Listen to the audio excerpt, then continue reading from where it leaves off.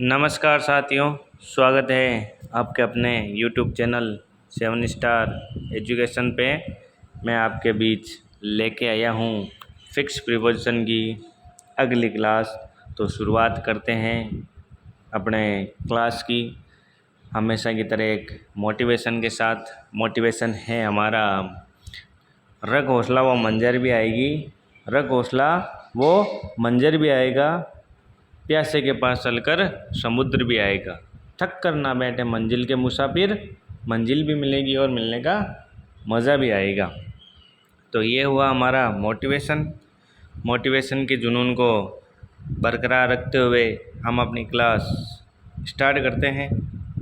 तो class start करने से पहले चैनल को लाइक शेयर सब्सक्राइब ज़रूर करें और क्लास के एंड तक ज़रूर बने रहे। तो जिसने भी पिछली क्लासें नहीं देखी है तो पिछली क्लास से भी ज़रूर विजिट करें, ताकि उससे क्या है कि आपको नए नए वर्ड सीखने को मिलेंगे और बेसिक कॉन्सेप्ट भी मिलेगा। कौन सा वर्ड कैसे यूज़ होता है उन सब का एक एक करके एनालिसिस किया हुआ है। तो हमारा अगला एग्जाम्पल है, don't jump conclusion without giving due consideration to the facts.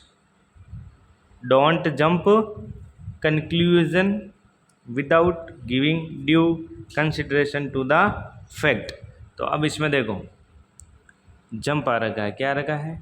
Jump. तो जंप के साथ कौन सा प्रीपोजिशन आता है? जंप के साथ टू प्रीपोजिशन आता है। कौन सा प्रीपोजिशन आता है? जंप के साथ टू प्रीपोजिशन आता है। और कंक्लूजन देखो यहाँ पर दे रखा है कंक्लूजन। तो आपको बताना है कंक्लूजन के साथ कौन सा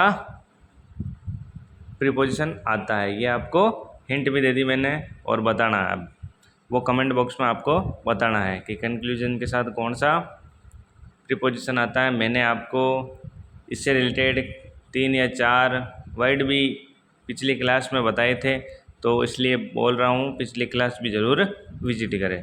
तो जंप आ गया। जंप के साथ कौन सा प्रीपोजिशन आता है? टू प्रीपोजिशन आता है। तो ये हुआ हमारा फर्स्ट एग्जाम्पल। अब चलते हैं सेकंड एग्जाम्पल की तरफ। सेकंड एग्जाम्पल है हमारा, सेकंड एग्जाम्पल ये रहा। सेकंड है हमारा, mister Rohit is well known his benevolence. Mister Rohit is well known his benevolence. अब देखो नाउन क्या दे रखा है? नाउन। अब नाउन का प्रयोग या फिर नाउन के साथ दो प्रीपोजिशन का यूज होता है। तो पहला प्रीपोजिशन कौन सा है? टू। नाउन के साथ टू का भी यूज़ होता है और फोर का भी यूज़ होता है। अब इसमें आपको देखना है किसके साथ कौन सा यूज़ होगा। तो टू का यूज़ कब होगा? जब नाउन का प्रयोग किसी पर्सन के सेंस में हो। किसके सेंस में? पर्सन के सेंस में हो, तब तो क्या करेंगे? टू का यूज़ करेंगे। और थिंग के बारे में आ जाए, नाउन का प्रयोग किसके लिए यूज़ हुआ हो? थिंग्स मतलब वस्तु के बारे में प्रयोग हुआ हो, तो किसका यूज़ करेंगे? फोर का प्रयोग करेंगे। तो mister Rohit is well known his benevolence. तो यहाँ पर किसी थिंग्स के बारे में बताया हुआ है, तो बेनिवोलेंस का मतलब किसी थिंग्स के बारे में बताया है, तो यहाँ पर किसका यूज़ करेंगे? फोर का यूज़ करेंगे। तो यह रहा है हमारे फोर। तो mister Rohit is well known for his benevolence. तो आपको इतना ध्यान रखना है, नाउन के साथ दो प्रीपोजिशन आते हैं, टू भी आता है और फोर भी आता है। और अगर नाउन का प्रयोग पर्सन के सेंस में हो तो टू का यूज़ करते हैं। अगर नाउन का प्रयोग थिंग्स के सेंस में हो तो किसका यूज़ करते हैं? फोर का यूज़ करते हैं। तो ये आपको ध्यान रखना है। अब चलते हैं नेक्स्ट एग्जाम्पल की तरफ। नेक्स्ट एग्जाम्पल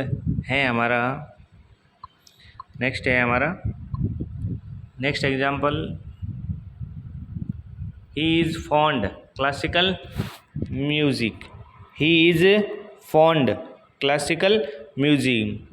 अब देखो फॉन्ड के साथ कौन सा प्रीपोजिशन यूज करते हैं? फॉन्ड के साथ आपको ओ प्रीपोजिशन यूज करते हैं।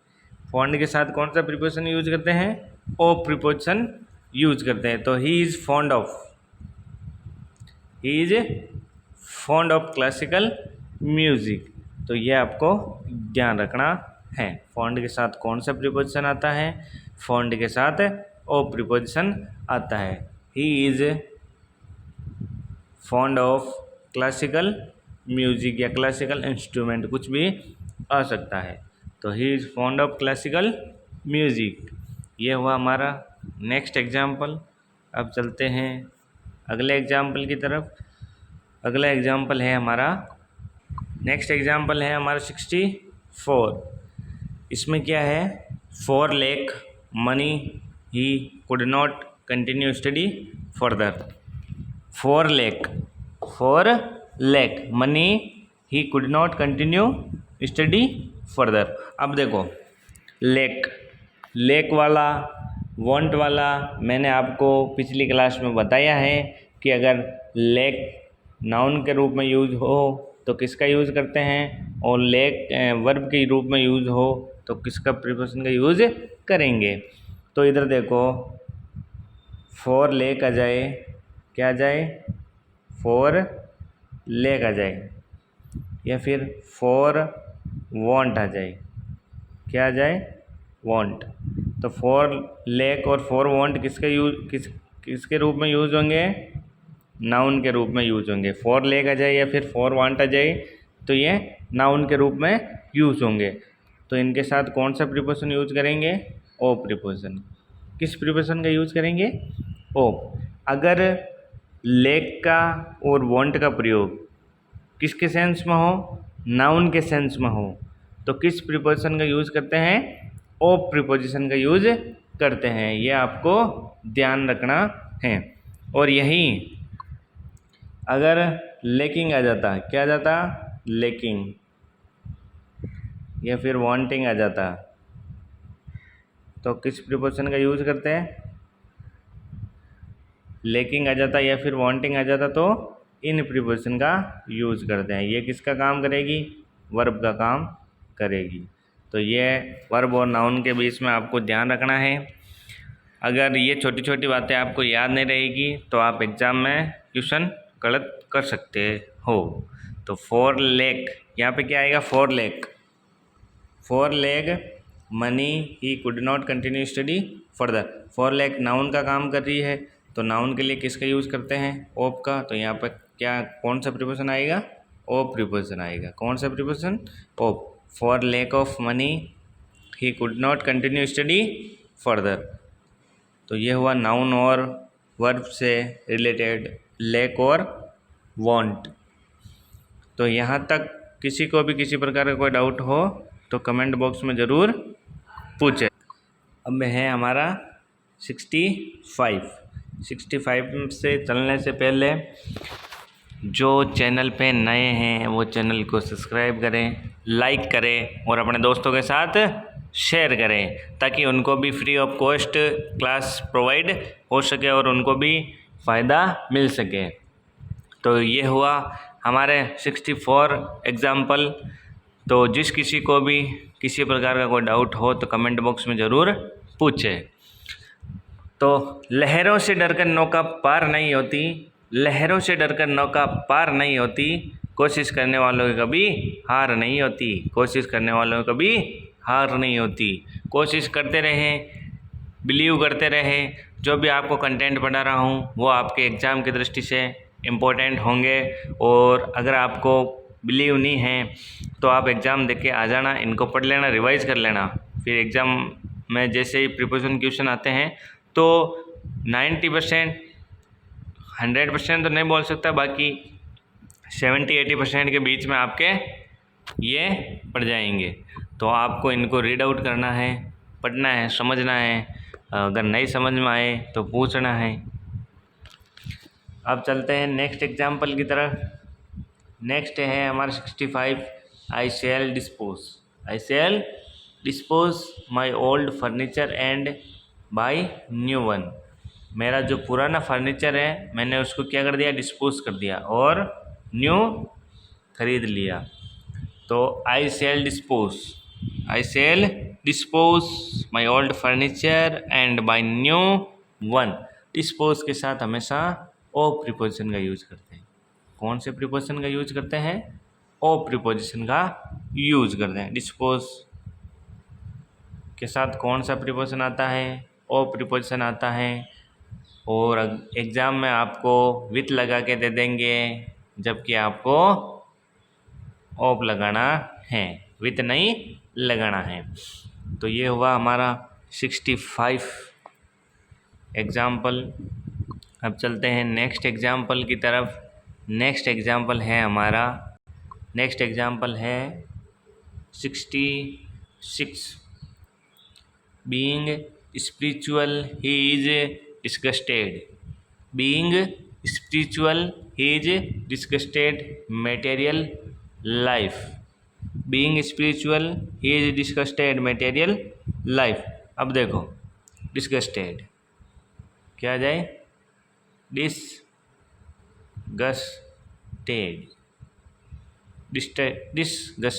डिस्गस्टेड के साथ कौन सा प्रीपोजिशन आता है? विथ। कौन सा preposition? With. Disgusted. Being spiritual he is disgusted material life. तो यहाँ पे क्या आ जाएगा? विथ आ जाएगा। क्या आ जाएगा? विथ आ जाएगा। तो being spiritual he is disgusted with material life. तो डिस्गस्टेड के साथ कौन सा प्रीपोजिशन आता है? विथ प्रीपोजिशन आता है। तो ये आपको ध्यान रखना है। अब चलते हैं नेक्स्ट एग्जाम्पल की तरफ। नेक्स्ट एग्जाम्पल है हमारा 67। तो my advocate cannot cope heavy court work. Advocate cannot cope. My advocate, मेरा एडवोकेट या फिर मेरा वकील है जो कैनॉट कोप नहीं लड़ सकता, हैवी वर्क नहीं लड़ सकता। तो यहाँ पे देखो कोप के साथ आपको क्या लगाना है? कोप के साथ आपको क्या लगाना है? देखो आपको एग्ज़ाम में किस प्रकार से देंगे? एग्ज़ाम में आपको दे देंगे कोप अप विथ। क्या दे देंगे? Cope up with. और 99% यही जैसे मैंने लिखा है वैसे ही आएगा, कोप अप विथ आपको ये दे देंगे। लेकिन आपको क्या करना है? विथ नहीं लगाना है। क्या नहीं लगाना है? विथ नहीं लगाना है। ये आपको ध्यान रखना। कोप अप विथ नहीं होगा, कोप विथ होगा। ये आपको ध्यान रखना है। क्या होगा? कोप विथ होगा। तो ये आपको ध्यान रखना है। तो कोप अप विथ नहीं होता है, कोप विथ होता है। आपको एग्ज़ाम में कोप अप विथ लगा के देंगे, जो कि गलत है। ओनली कोप के साथ क्या आएगा? विथ आएगा। ये आपको ध्यान रखना है। तो ये हुए हमारे 67। अब चलते हैं 68 की तरफ। 68 है हमारा, Sahil congratulated his friend his success. अब देखो मैंने कॉम्प्लीमेंट भी बताया था और कॉन्ग्रेचुलेशन इनके बारे में मैंने पहले जिक्र किया था पिछली क्लास में। तो जिसने पिछली क्लास से नहीं देखी है तो पिछली क्लास से ज़रूर विजिट करें। और जो चैनल पे नए जुड़ रहे हैं वो चैनल को सब्सक्राइब करें, लाइक करें और अपने दोस्तों के साथ शेयर करें।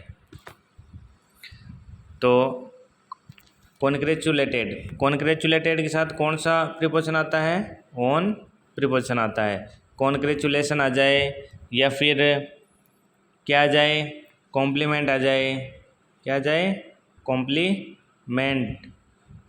तो ये आपको ध्यान रखना है। इनके साथ भी कौन सा प्रीपोजिशन आता है? On preposition. तो यहाँ पे क्या आएगा? Sahil congratulated his friend on his success. जबकि आपको एग्ज़ाम में क्या दे रखा होगा? फॉर, जबकि ये गलत है। और अधिकतर हम साधारण बोलचाल की लैंग्वेज में भी या किसी को विश करते हैं तो भी कॉन्ग्रेचुलेशन फॉर योर सक्सेस ऐसे बोलते हैं ना। तो फॉर नहीं होता है, ऑन होता है।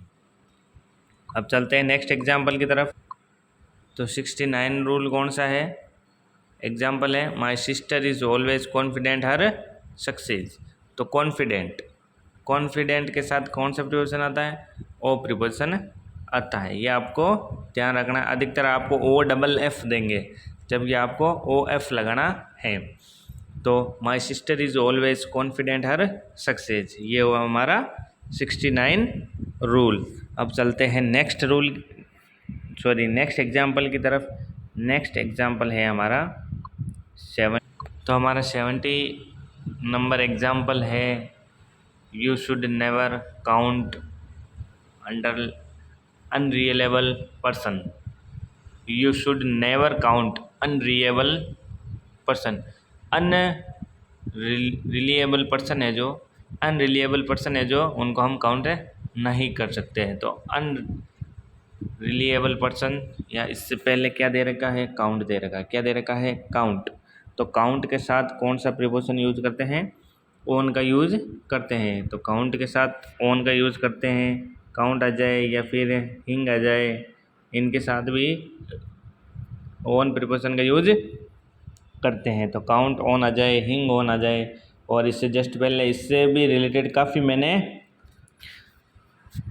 वर्ड बताए हैं, तो इसलिए बार बार बोल रहा हूँ। पिछली क्लास भी ज़रूर विजिट करें, और पिछली क्लासों में भी आपके इम्पोर्टेंट से इम्पोर्टेंट एग्जाम्पल और वर्ड दे रखे हैं, तो उनको भी आप विजिट करें और रीड आउट करें। तो ये हुए हमारे 70 प्रीपोजिशन।